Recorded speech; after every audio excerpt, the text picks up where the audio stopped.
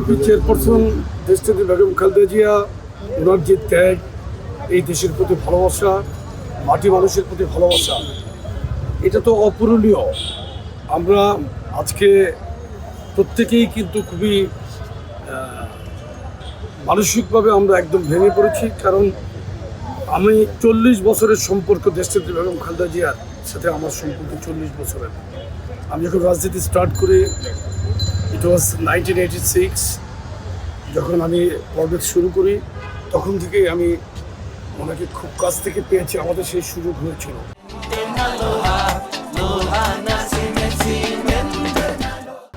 এসব আন্দোলন সহ বিভিন্ন প্রোগ্রামে উনি একজন মানবিক নেত্রী ছিলেন, দেশ নেত্রী ছিলেন, গণতন্ত্রের মা ছিলেন। আমাদের শ্রদ্ধার জায়গায় উনি সর্বোচ্চ অবস্থানে এবং সাধারণ জনগণের কাছে ইতিমধ্যে উনি একজন অবিসংবাদিত নেত্রী হিসাবে, জনগণের নেত্রী হিসাবে পরিণত হয়েছেন। আমরা আসলে আজকে মানসিকভাবে খুবই ভারাক্রান্ত।